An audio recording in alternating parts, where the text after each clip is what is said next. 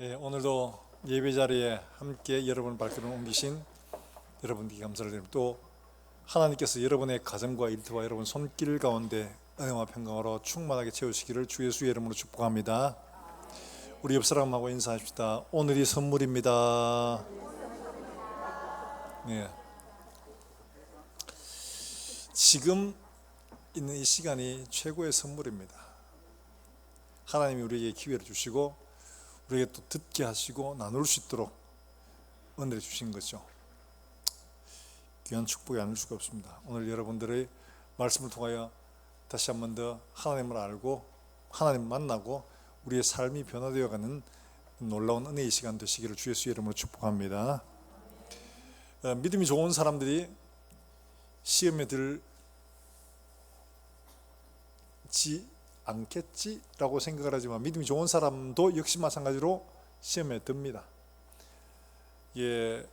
생각이 나는데 유기성 목사님 교회에 정말 믿음이 좋았던 50대 권사님이 유기성 목사님한테 편지를 썼어요. 뭐라고 썼냐? 제목이 목사님 희망 고문 좀 그만해 주세요. 희망 고문. 여러분 믿음이 꼭 희망 고문 같다는 생각을 해보신 적이 없어요? 믿으면 된다 하는데 믿어도 안 되고, 기도하면 된다 하는데 기도해도 안 될 때가 많죠. 그러다 보면 믿음도 기도도 마치 희망 고문처럼 느껴질 때가 있죠. 그러다 보면 시험에 듭니다. 내가 알고 있는, 내가 들었던 말씀과 현실적으로 일어나는 일들이 매치가 안 될 때, 이 목사님이 된다 했는데 왜 안 되지? 성경은 이게 된다고 했는데 왜 안 되지? 내가 문제인가? 나를 살펴보고 생각해봐도 도무지 문제를 모르겠어. 이거 어떻게 된 거야? 이런 생각이 들 때가 없지 않아 있죠? 그럴 때 사람들은 시험에 듭니다. 그분만 그런 게 아니라 오늘 우리도 크고 작은 문제들 가운데 여러 가지로 많이 시험 들고 마음이 상할 때가 없지 않아 있습니다. 오늘 바로 그 이야기죠. 세례요한이라면 예수님께서 사람이 낳은 자 중에 이보다 큰 사람이 없다라고 말씀하셨는데 이 세례요한이 예수님을 소개를 했잖아요. 그런데 그 사람이 지금 시험에 들어있는 거예요. 그게 시험에 들었다는 것이 어떻게 알 수 있냐 하니까 예수님께서 말씀하신 그 말씀 가운데 보면 나로 인해 실족하지 않는 자는 복이 있다라고 말씀을 하셨는데요. 23절에 누구든지 나로 말미암아 실족하지 않은 자는 복이 있다 이렇게 하셨는데, 그 실족한다는 말이 무슨 말이냐? 헬라어로는 스칸달리조 하는 말입니다. 스칸달리조가 걸려 넘어지다 하는 말입니다. 걸려 넘어지다, 걸림돌이라는 말이에요. 지금 세례요한이 걸려 넘어지게 생겼다는 겁니다. 걸림돌에 걸려서 시험에 들었다는 이야기예요. 그러니까 아니 천하의 세례요한도 이렇게 시험에 드나? 이런 싶은 생각이 들지만 세례요한도 지금 시험 들었다 예수님이 말씀하고 있는 거예요. 근데 이게 시험에 들지 않는 사람이 복이 있다 이렇게 말씀을 하고 있죠. 예수님을 보고 시험에 드는 사람이 어디 세례요한밖에 없나? 당시 바리새인 서기관들 이런 사람들 다 시험에 들었잖아요. 그럼 예수님이 잘못된 거네? 라는 생각이 들죠. 시험에 들게 하는 자는 연자맷돌을 차라리 그 목에 메고 바다에 던지는 게 낫다 말씀하셨으니까요. 그럼 어떻게 해야 되는 거야 도대체? 시험에 드는 것은 왜 그러느냐? 우리가 오늘 본문의 말씀을 통해서 한 번 더 깊이 생각해 봐야 됩니다. 누구든지 간에 어떤 일을 보든지 간에 아무리 옳은 일을 봐도 시험 드는 사람은 반드시 생기게 되어 있습니다. 그러니까 진리를 보고 시험에 드는 것과 시험에 들지 않는 사람 차별이 분명히 있다는 거죠. 시험에 드는 건 왜 드냐? 진리를 제대로 몰라서 그런 거죠. 바로 그 이야기를 오늘 하고 있는 겁니다. 우리가 기억해야 할 것은 우리도 신앙생활 하다 보면 때로는 주야 이번엔 꼭 좀 반드시 믿습니다 이러면서 막 안 나오던 새벽기도 같이 나오고 막 그렇게 했는데 시험 떨어져 버렸어. 어떻게 이럴 수가 있어요? 하면서 작정하고 금식기도 하고 작정하고 헌금하고 작정하고 철학기도 해봤는데 안 돼. 뭐야 이거 도대체? 이래 싶어서 시험에 들 때가 있죠. 내가 기대했던 것, 내가 의지했던 것과 현실이 너무 다를 때 그런 일들이 생깁니다. 세례요한은 지금 그렇게 시험에 들었던 거죠. 그래서 직접 오기 보다가 제자들을 보내가지고 오실 그이가 당신 맞습니까? 우리가 다른 사람을 기다려야 됩니까? 심지어 이런 말을 한 거예요. 예수님을 보고 뭐라고 했습니까? 세상 죄를 지고 간 하나님의 어린 양이다 라고까지 했는데, 그에게 세례까지 베풀었는데 지금 이런 이야기를 하고 있는 겁니다. 한편으로 좀 섭섭한 마음에 그러는 수도 있겠죠. 왜냐니까 세례 요한이 지금 어떻게 했어요? 헤롯 보고 동생이 아내를 취하는 게 옳지 않습니다, 그럼 안 돼! 이러면서 막무렇게 되면 헤롯이 열받아가지고 세례 요한을 옥에 가두었죠. 자, 세례 요한이 예수님보다 한 6개월 먼저 났습니다. 그러니까 세례 요한이 형이죠. 자, 형이 이렇게 감옥에 갇혔어. 그러면 어떻게 해야 됩니까? 1번 신방해야 된다, 아니면 생 까야 된다. 어떻게 해야 되겠어요? 그렇죠, 신방 가봐야 되겠죠. 예수님이 세례 요한한테 신방 갔다는 얘기 하나도 없습니다. 그냥 그 이야기만 듣고 있을 뿐이에요. 세례 요한의 마음에는 한편으로는 그랬을 수도 있습니다. 아니, 내가 지금 이 지경이 돼가지고 내가 뭐 잘못해가 그런 것도 아니고 내가 바람을 하다가 이렇게 됐는데, 그러면 예수님이 당연히 신방도 오고 위로도 하고 그래야지, 어떻게 이럴 수가 있나, 이런 서운한 마음이 들 수도 있을 겁니다. 아마 그랬을 수도 있을 수도 있지 않겠나, 저 개인적으로 생각할 때 그렇게 생각했었어요. 왜냐니까 뭘 잔뜩 기대했는데, 이 사람에게 이만큼 기대했는데 그 기대가 안 되어져요. 그러면 실망이 크죠. 오히려 더 흠이 보이고 뭐 걸 수 있는 게 뭐 없나, 막 이렇게 걸리고 싶은 이런 것도 있죠. 걸림돌은 반드시 큰 것이어야 걸림돌이 되는 게 아닙니다. 너무 작은 것도 걸림돌이 될 수가 있습니다.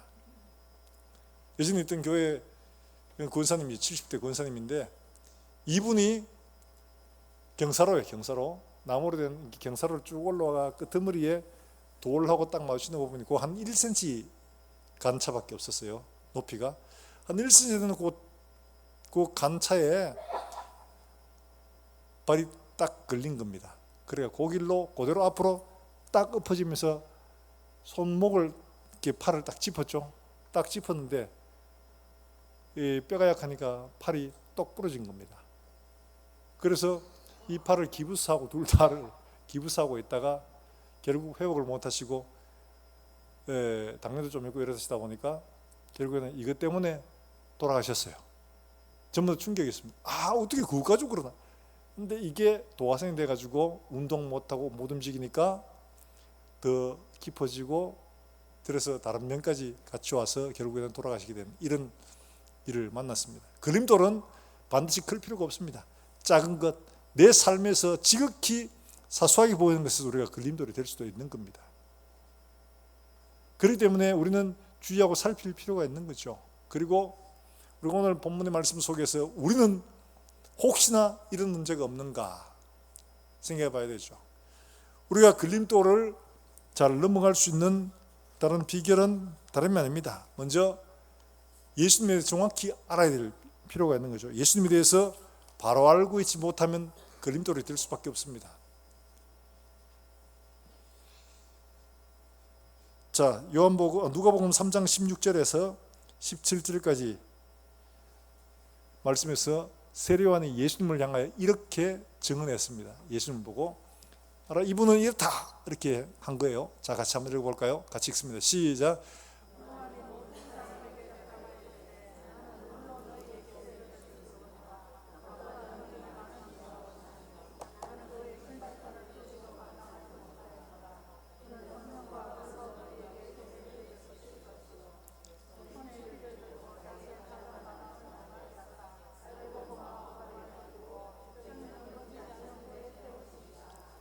아멘. 자, 지금 세례 요한이 말하는 심판주로서의 메시아를 이야기하는 겁니다. 알곡은 곡간 드리고 죽정이는 어떻게 해요? 그렇죠. 밥에 먹는 게 아니고 죽정이는 쓸모가 없으니까 죽정이는 꺼지지 않는 불에 태워버리신다. 심판하는 겁니다. 자기의 타작마당이 심판장을 말하는 거거든요. 심판의 자리에서 알곡과 죽정이를 갈라내신다. 이게 메시아가 하는 일이다. 이분은 그런 분이다. 이야기를 했어요. 그런데 그걸 기대하고 있었는데 지금 로마의 압제를 받고 있고, 당연히 어떻게 해요? 예수님이 오셨으면 메시아로서 우리를 압제하는 로마를 정복하고 이스라엘에게 자유와 해방을 선포하고 하나님 나라를 세워야 되는 게 정상적이었어요. 그런데 그런 일은 별로 일어나지 않고 여전히 바리새인들하고 헤롯 왕이나 이런 사람들은 저끼리 잘 먹고 잘 살고, 지금 자기는 자기 오른손에 했다가 지금 감옥에 갇히잖아요. 이런 상황이 됐어요. 그러니까 뭐 이래, 나는 지금 옳은 일을 하다가 이래 됐는데 이게 뭐야? 지난주에 제 친구, 우리가 협력하는 교회입니다만은 의성의 평림교회 친구가 저희 신학교 동기회에 홈커밍 대회 전체 총무를 하고 하면서 여러 이제 동기들을 만나고 하는데, 그 중에 이제 김해에 있는 한 목사님 사연을 이제 알게 된 겁니다. 그쪽 동기들하고. 근데 이 목사님은 교회를 조그만하게 이제 개척을 해서 하다가 사모님 먼저 지병으로 돌아가셨어요. 그래가 다시 재혼을 했습니다. 재혼을 했는데 이분이 당뇨가 있어가지고, 당뇨가 좀 심해서 당뇨 합병증으로 여러 가지 또 뭐 이렇게 치료를 하고 해야 됐어요. 그러니까 이거 치료비며 비용이 들 거 아니에요. 그런데 이분이 뭘 했느냐 하니까 그 작은 교회에서 노숙자 사역을 한 겁니다. 노숙자 사역. 노숙자 한 20여 명을 밥에 먹이고 밥값이 없으면 라면 끓여주고 뭐 이러면서 했었어요. 그러다가 이 사모님이 아유 내가 너무 목사님한테 짐이 되는구나 이래가지고 이분이 그냥 떠나버린 겁니다. 홀로. 짐만 지우기 위해서 홀로 떠나버린 거예요. 그러니까 이분 혼자 남아가지고 일을 감당하는데, 그래 이 소식을 이제 제 친구가 들었어요. 전동희 목사가 들어가지고, 야 우리 동기들끼리 좀 이분 교회 지금 당장 병원비며 약값이며 이거를 카드로 이제 돈 해가지고 돌려막기를 하고 있었는데 이게 이제 터진 겁니다. 그래서 이제 수입이 없으니까 터져가지고 당장 얼마가 필요한데 우리가 좀 얼마를 좀 하자. 우리 동교 회장도 얼마 하고 또 우리 교회가 얼마 하고 했다. 이러면서 연락이 왔더라고요. 그러니까 한편으로 참 안타까운 거예요. 여러분, 노숙자 사역을 하고 작은 교회에서 감당이 어렵잖아요. 사모님 몸 아프고. 하나님이 이런 교회 복을 주셔야 되죠. 든든한 후원자를 붙여주시든지 기적을 베풀어 사모님을 고쳐주시든지 이래죠. 이들이 기도를 안 했을까요? 기도를 했겠죠. 교인들 기도하고. 근데 안 됐어요. 그 사모님이 더 이상 목사님에게 짐이 되기 싫어서 홀로 조용히 떠나신 거예요. 그러니까 혼자 나머지 다 져야 되는 거예요. 이런 어려운 상황을 만났어요. 자, 이 목사님 입장에서는 도무지 이게 뭐야 도대체. 먼저 앞서 집사람도 암으로 먼저 잃었어요. 두 번째 같이 사역을 하자고 자원에서 오신 이분하고도 하다가 이분도 질병으로 이런 어려움을 만났어. 이분 적게 기도했을까요? 아니겠죠. 아무리 기도해도 안 돼. 이런 상황에 사모님마저 떠나버렸어. 여러분 이런 상황 되면 왜 하지 않겠어요? 왜 나만? 왜 하나님이 이런 얘기 하지 않겠어요? 당연히 시험 들죠. 시험 들 수밖에 없습니다. 많은 사람들이 크고 작은 문제로 우리가 우리 삶들 속에서도 이해하지 못하는 하나님의 역사와 하나님의 일들 때문에 마음에 상처를 갖기도 하고 시험이 들기도 합니다. 이 바로 스칸달리죠. 걸림돌인 거예요. 우리 믿음이 우리의 발을 걸어서 넘어뜨리게 되는 문제가 되는 거죠. 자, 그런데 이게 우리에게 문제가 되지 않고 디딤돌로 바꿔버릴 수 있는 길들이 있는 거죠. 사도 바울은 하나님이 아시로 가려니까 기어이 마게도나로 가라고 해가지고 왔는데 마게도냐 사성 빌립보에서 귀신 들린 여자아이를 하나 고쳐줬더니만 그만 그게 보는 사람 입장에서 야 점치는 아이인데 점을 못 치니까 우리 경제적으로 손해했는데 그래가지고 이 두 사람을 감옥에 집어넣어 버렸어요. 근데 감옥에 들어간 이들이 하나님 왜 우리가 복음 전하고 말씀대로 귀신 쫓아내고 사람 고쳐주고 했는데 왜 우리를 여기에 이런 생각하지 않겠습니까? 당연히 그러겠죠. 근데 옥중에서 이 사람은 이 걸림돌을 오히려 디딤돌로 만들었죠. 우리에겐 때로는 감당할 수 없는 걸림돌이 문제가 될 수도 있고 똑같은 문제를 디딤돌로 만들 수도 있는 거죠. 그럼 어떻게 그렇게 할 수 있을까? 다른 게 아니라 먼저 예수님에 대해서 깊이 좀 알 필요가 있는 거죠. 예수님에 대해서 바로 알아야 됩니다. 우리가 생각하는 기대, 우리가 생각하는 소원, 이걸 중심으로 내가 보고 싶은 것만 보는 게 아니라 진짜 하나님이 말씀하시는 것이 무엇인가를 말씀 그대로 제대로 보는 게 필요하다는 거죠. 지금 세례요한도 그렇고 당시 사람들이 예수님을 메시아라고 보면서 기대한 바가 뭐냐? 이 메시아는 심판주로 오셔가지고 로마의 압제를 끊어버리고 우리 민족을 독립시키고 드디어 다윗 왕국을 새롭게 할 메시아라고 생각을 했던 거죠. 그래서 세례요한도 심판주로서의 메시아를 소개했던 겁니다. 그런데 예수님이 어떻게 하셨느냐? 예수님은 전혀 그렇게 하지 않았어요. 이해하기 어려웠죠. 근데 왜 그들이 그렇게 생각할 수 있었냐 하니까 예수님이 오시기 전에 BC 168년에 마카베라는 사람이 있었습니다. 이 아버지가 시몬이라는 사람이 제사장이에요. 당시 헬라가 지배를 하고 있을 때 헬라가 하나님을 제대로 못 섬기게 하고 성전에 제단을 쌓고 돼지를 잡고 모독을 한 겁니다. 그러니까 이 사람이 뛰어 올라가서 그 사신들을 칼로 찔러 죽여버렸어요. 죽이고 그 성전을 다 치워버렸어요. 그리고 그 아들이 마카비가 자 나를 따르라 이래가지고 독립운동을 시작해서 마침내 BC 168년에 독립을 얻었습니다. 헬라를 물리치고 독립을 쟁취하고 여기가 바로 하나님의 나라다. 기념주화도 발행하고 이렇게 했어요. 그러니까 백성들이 전부 열광을 했죠. 여러분 예수님이 나중에 예루살렘에 마지막에 들어가실 때 백성들이 나와서 막 나귀 타고 오신 예수님께 종려나무 가지를 꺾고 자기 옷을 깔고 호산나 했죠. 그 모습이 168년 마카비가 예루살렘에 들어올 때 했던 거 똑같습니다. 이미 한번 해봤기 때문에 그렇게 하는 겁니다. 그들이 기대하는 건 바로 그런 거였어요. 그런데 지금 예수님만 들려오는 소리가 뭐냐? 가난한 자가 복음을 듣고 눈먼 자가 눈 뜨고 죽은 사람이 살아나고 들린 말로 예수님이 제자들하고 같이 세리와 창기들하고 같이 식사를 하고 뭐 이런다더라.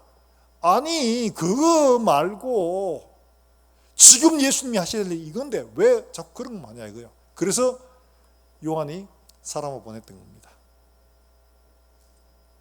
우리가 기대하고 내가 소개했던 예수님은 메시아는 이런 메시아인데 이 뭡니까 지금 이거 뭐 하시는 겁니까 지금 이런 거죠. 그때 예수님께서 나로 말미암아 시험 들지 않는 사람 시험 들지 않는 사람 복이 있다 말씀하고 있어요. 우리는 기억해야 할 것이 예수님께 기도하는 것마다 응답받고 우리가 기대하고 비전을 가지고 진행하는 것마다 잘되고 성공하고 하면 얼마나 좋아요. 근데 그렇게 안 될 때가 너무 많죠. 이런 걸 보다 보면 당연히 시험이 듭니다. 왜 한때는 됐는데 지금은 안 되냐? 이런 문제도 우리를 괴롭힐 때가 있죠. 목사로서 특별히 그런 게 많아요. 왜냐하면 기도하고 성도를 돌보고 하는데 왜 하나님의 말씀의 영광이 나타나지 않는가? 왜 부흥이 나타나지 않는가? 교회의 부흥, 성도의 심령의 부흥, 목사만 간절히 바라는 사람 누가 있겠습니까? 근데 기도해도 뜻대로 안 될 때가 보통이. 그러니까 낙심을 하는 사람들도 있고 심지어 목사 중에는 그런 것 때문에 결국에는 우울증이 오고 결국 그런 것 때문에 결국에는 자기의 생명 스스로 끊는 이런 분도 계시더라고요. 무서운 겁니다. 실망이라는 거. 그만큼 우리가 시험에 들 수 있다. 별거 아닌 같은 이런 문제들이 결국에는 어마어마하게 큰 폭풍이 되어서 우리의 삶을 통째로 날려버리는 이런 일을 만날 수도 있다는 거죠. 우리가 예수님을 바로 하는 게 필요한데 우리가 바로 알지 않고 우리가 원하는 대로만 보려고 할 때가 너무 많기 때문에 그렇다는 거죠. 세례 요한은 예수님을 지금 어떻게 소개하고 있느냐? 심판주로서만 소개를 하고 있는 거죠. 심판주로서만 소개를 하고 있는데 예수님께서 직접 하시는 말씀들을 보면 전혀 그렇지가 않습니다. 예수님께서 오셔서 사역하시는 것들이 드러나고 있는데 누가복음 4장 17절 18절 말씀해 보면 예수님께서 이렇게 말씀을 찾아 읽으시고 그렇게 사역을 하셨어요. 어떻게 하셨느냐? 같이 한번 읽어보겠습니다. 누가복음 4장 17절 18절 19절 말씀을 같이 한번 읽어봅니다. 시작.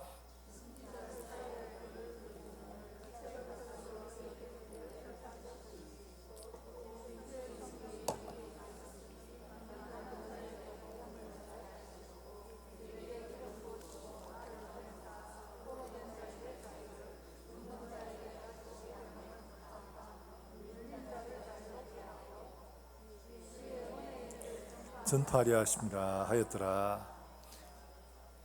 지금 예수님이 찾아서 읽으신 본문의 말씀은 심판주로서가 아니고 구원자로서, 회복자로서, 치료하는 분으로서 메시아를 이야기를 하고 있고 또 그렇게 일하셨습니다.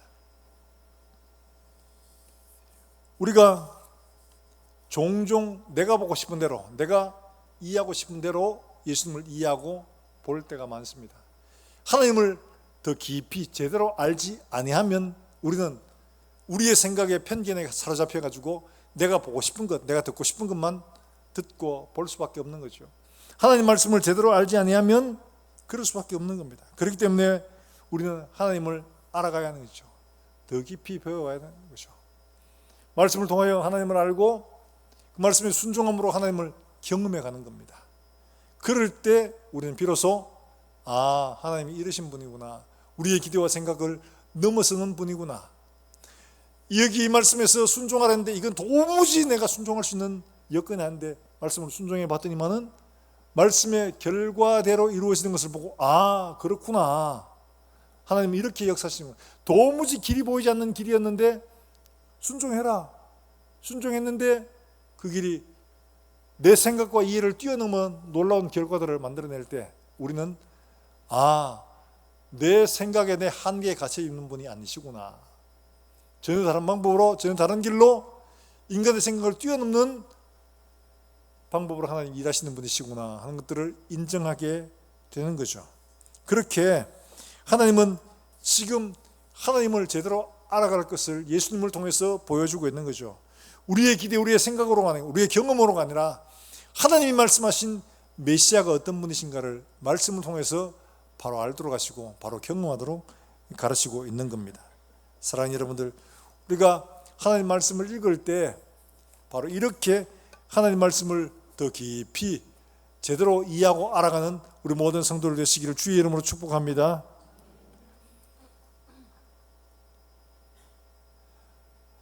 예수님은 우리에게 말씀하셨습니다.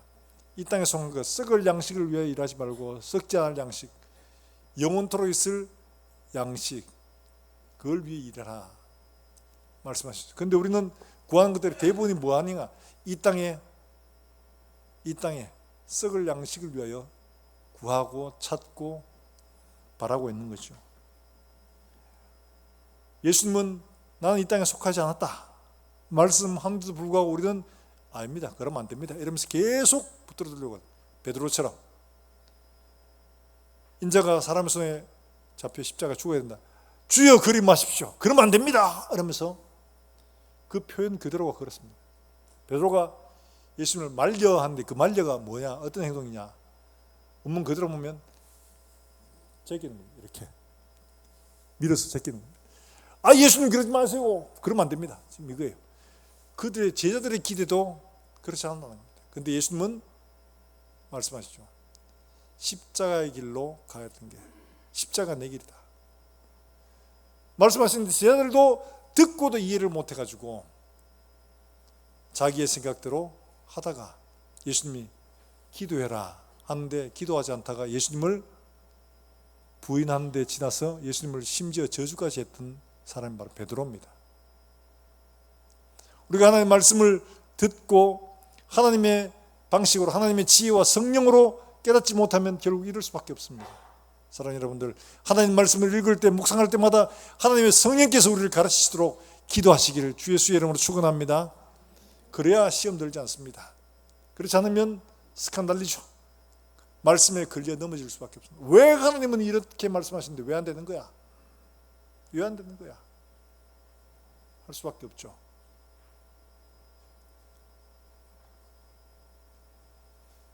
예수님이 이 땅에 속한 것이 아니고 예수님의 나라가 이 땅에 속한 것이 아니기 때문에 우리의 생각 기대와는 전혀 다른 방식으로 일하고 계신다는 것을 우리가 알 필요가 있는 겁니다. 그것은 하나님의 말씀을 알지 않고 예수님을 알지 않고는 결코 깨달을 수 없는 것들입니다. 하나님의 성령께서 우리에게 조명해 주시지 않으면 결코 볼 수 없는 겁니다. 하나님께서 우리에게 조명해 주시고 말씀을 깨달을 수 있도록 하시고 그 말씀 따라 믿음으로 순종할 수 있도록 하실 때 우리가 하나님을 더 깊이 알아가고 하나님과 함께 동행하는 삶을 살 수가 있는 거죠. 뿐만 아니라 예수님이 오늘 우리에게 하신 말씀이 뭐냐? 예수님과 함께 동조하라는 겁니다. 예수님께서 비유로 말씀하셨죠. 이 시대를 무엇을 비유할꼬? 이러면서 피를 불어도 춤추지 않고 고골라해도 울지 않는 이 세대다. 이게 뭔 말이에요? 당시 아이들의 놀이 문화가 장례식 놀이, 결혼식 놀이였어요. 그래서 장례식 놀이는 고골하면 아이고 아이고 하면 저쪽에서도 같이 아이고 아이고 하는 겁니다. 아이들도. 왜 우리 어릴 때 놀이하면 그런 거 있잖아요. 애들끼리 줄쭉 서가지고 저쪽에 하나 찾으러 갔는데 우리 집에 왜 왔니 왜 왔니 왜 왔니 하면 저쪽에서 뭐라고 합니까? 그 꽃 찾으러 왔단다 하면서 뭐 맞장구 쳐주죠. 안 놀아보신 것 같아 전부 다. 그렇게 하지 않습니까? 이건 뭘 말하는 거예요? 세상에서 맞추지 말고 하나님께 맞추라는 겁니다. 세상에서 노는 그 놀이처럼 세상에 동조하지 말고 하나님께 동조하라는 겁니다. 하나님 말씀에 하나님 뜻에 동조하라는 겁니다. 그래야지 제대로 하나님 나라를 위해서 일할 수가 있다. 세상에 동조해서 세상의 물질과 부와 권력과 이런 것들을 추구하게 되면 결국에는 망할 수밖에 없다. 그러나 영원한 것을 위하여 준비하고 쌓아가는 사람은 영원한 것을 얻게 된다 말씀하고 있는 거죠. 사랑하는 여러분들, 우리 모든 성도들 이와 같이 예수님의 말씀에 동조할 수 있기를 주 예수 이름으로 축원합니다. 왜 이런 말씀을 하시냐? 교회를 두고 하신 말씀이에요. 교회 안에 여러 종류의 사람들이 다 모여 있습니다. 모여 있는데 이 사람들이 자 우리 하나 되자 이런다고 하나가 되나요? 안 되죠. 각자 성장하는 배경이 다르고 가지고 있는 생각들이 다르고 추구하는 것들이 다 다르기 때문에 다 틀린 겁니다. 목사들을 모아놔 똑같아요. 어디에 맞춰야 되느냐? 예수님께 동조해야 됩니다. 오케스트라 여러분 아시죠? 오케스트라 여러 가지 악기들을 다 이렇게 지휘자의 지휘에 맞춰가지고 이제 연주를 합니다. 근데 그 오케스트라가 연주를 하기 전에 반드시 꼭 해야 되는 게 뭐냐? 전체 소리를 조율하는 게 필요합니다. 조율. 이게 주로 오보에가 옛날부터 했다고 하더라고요. 그러면 오보에가 삑 불어요. 소리를 불면 그 키에 맞춰 전부 다 같은 소리를 다 맞추는 겁니다. 튜닝을 다 하는 겁니다. 튜닝을 해야 지휘자가 소리를 쫙 하면 똑같은 소리가 나올 수가 있지. 각자 자기가 원하는 소리에 맞추면 똑같이 아 하는데도 다 틀린 거예요. 기준이 되는 키에 맞춰야 되는 겁니다. 그런 것처럼 우리 각자가 교회 안에서 다 자기 생각대로 살면 다 틀릴 수밖에 없습니다. 우리가 맞춰야 될 분 오직 예수 그리스도 한 분밖에 없습니다. 부부도 그렇죠.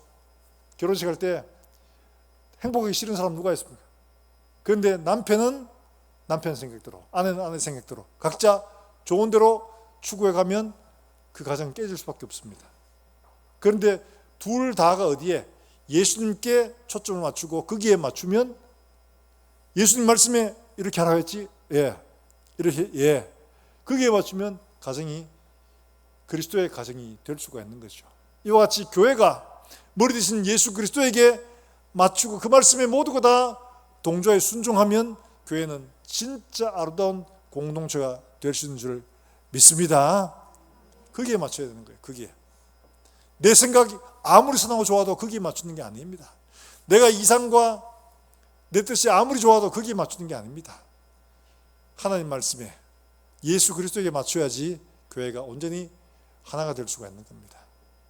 지금 말씀하시는 게 바로 그거죠. 여럿이 함께 할 때 우리가 따라가야 할 분이 누구냐? 바로 예수 그리스도. 그래서 교회가 지금까지 유지가 되어 온 겁니다. 세상에 어느 나라도 2000년 동안 유지되어 온 조직이 없습니다. 그러나 하나님의 나라만이 1000년, 2000년을 지나서 오늘까지 이렇게 된 것은 조직이 있어서 누가 권력자가 있어서가 아니라 예수 그리스도에게 맞추어 왔기 때문에 그런 줄로 믿으시기를 주 예수의 이름으로 축원합니다. 다툼도 있었고 갈라짐도 있었고 하지만 어쨌든 간에 예수 그리스도에게 맞추기 위하여 말씀을 중심으로 모두가 다 하나로 뭉치니까 말씀을 따라 우리가 지금까지 교회가 하나로 이어올 수가 있었던 거예요.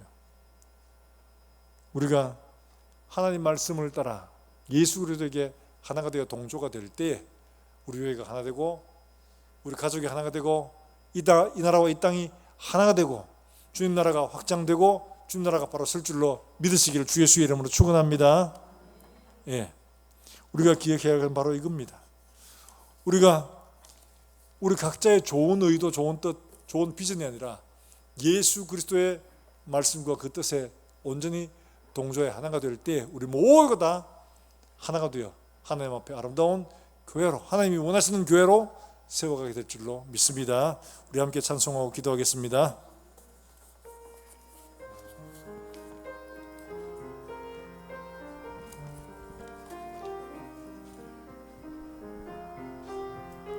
너 예수께 나가,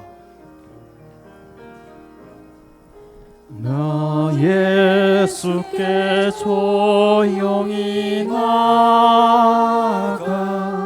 내 모든 짐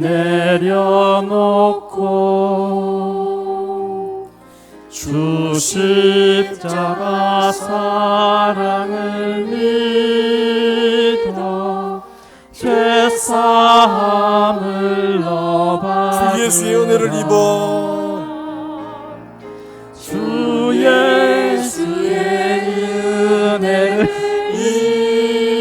입어 내 슬픔이 없어지리.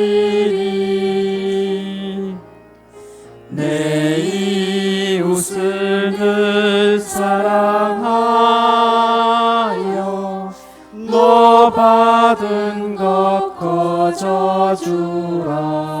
주 예수를 친구로 삼아, 주 예수를 친구로 삼아 늘 내 옆에 모시어라. 그 영원한 생명샘물에 내 마른 목 죽이어라. 너 주님과 사귀어 살면서, 너 주님과 사귀어 살며 새 생명이 넘치리라. 주 예수를 찾는 이 앞에 참 밝은 빛 비추어라. 주 예수께 조용히 나가 내 쏟아노라. 늘은 미리 보시는 주님, 그 은혜를 베푸시리. 우리 계신 함께 들은 말씀 기억하시면서 하나님 앞에 간절한 마음으로 함께 기도하겠습니다. 하나님, 그렇습니다. 내가 더 깊이 하나님 알아갈 수 있도록 말씀을 들을 때, 말씀을 읽을 때 눈을 열어주시고 내 마음을 열어주셔서 말씀이 깨달아지게 하시고 하나님을 더 깊이 알아갈 수 있도록 하시며 말씀에 순종하여 내 삶 속에서 예수 그리스도를 알아가는 지식이 날마다 더 커질 수 있도록 주께서 은혜를 베풀어 주시고 내 모든 삶에서 예수님과 동조하여 하나가 되는 놀라운 은혜의 역사들이 일어나게 주님 은혜를 베풀어 주시기를 원합니다. 세상과 동조하여 세상의 연락을 쫓아가지 않게 하시고 영원한 나라를 바라며 믿음으로 주님과 함께 맞추어 주님과 함께 사는 우리 모든 성도들 될 수 있도록 우리 함께 다 같이 한 목소리로 함께 기도하겠습니다. 하나님 아버지, 은혜를 감사합니다. 오늘도 우리에게 주신 말씀 기억하며 우리가 세상에 살면서 여러 가지 많은 문제로 어려움을 만날 때 먼저 하나님을 깊이 바로 알아갈 수 있도록 주께서 말씀하시고 주께서 듣게 하시며 깨닫게 해주시기를 간절히 원합니다. 말씀을 알지 못하고 예수님을 알지 못하면 시험될 수밖에 없음을 주께서 보이셨사오니 주여, 우리가 우리의 생각대로 우리의 지식대로가 아니라 하나님 말씀하신 것들을 바로 알고 바로 깨닫고 바로 순종하여 하나님을 더 깊이 알아갈 수 있도록 하시고 우리가 세상에 동조하여 하나님 아버지 세상에 장단에 맞추는 것이 아니라 예수님과 동조하여 예수님과 함께 살아가는 사랑하는 종들의 삶이 될 수 있도록 주님께서 축복해 주시기를 원합니다. 영원한 그 나라, 이 땅에 맞추는 것이 아니라 영원한 그 나라, 영생을 바라보고 하나님 앞에 믿음으로 주님과 맞추어가는 사랑하는 종들의 삶이 될 수 있도록 주께서 은혜를 베풀어 주시기를 간절히 원합니다. 살아계신 하나님 아버지, 오늘도 사랑하는 주의 권속들이 하나님을 예배하러 나왔습니다. 종들의 발걸음 가운데 주님 축복하시고 종들이 말씀을 들을 때 그 말씀들이 우리의 심령 속 깊이 두드리게 하시고 하나님 말씀이 우리에게 진리가 되고 생명이 되고 능력이 될 수 있도록 주님 은혜를 베풀어 주시기를 간절히 원합니다. 말씀이 깨달아지게 하시고 그 말씀이 내 삶이 되게 하시고 그 말씀에 맞추어 동조하여 살아 영원한 나라, 영원한 영광을 바라보며 살아갈 수 있도록 종들을 인도해 주시기를 원합니다. 오늘도 주 앞에 나올 때 귀한 예물을 드린 사랑하는 종들의 손길을 기억하시고 이들의 가정과 생업에 복이 되게 주님께서 은혜를 베풀어 주시기를 원합니다. 피피들하지 않도록 하시고 나누어주고 베풀어주는 손길을 되게 주님께서 축복해 주시기를 원합니다. 오늘도 주 예수의 복음을 위하여 먼 그 나라에 가 있는 우리 사랑하는 선교사들을 기억하시고 이들의 사역과 가정을 통하여 주 예수의 복음과 생명이 온 세상에 땅까지 전파될 수 있도록 주께서 인도해 주시기를 원합니다. 또한 주간을 살아가는 우리 사랑하는 종들의 삶에 함께 하시고 걸음걸음마다 예수 그리스도의 흔적이 나타날 수 있게 하시고 예수님의 이름이 영광되게 증거될 수 있도록 주님 종들의 걸음을 인도해 주시기를 간절히 원합니다. 이 한 주간도 주와 함께 동행하며 복된 한 주간 될 수 있도록 주님 인도해 주시기를 원하고 살아계신 예수님의 이름으로 기도합니다. 아멘.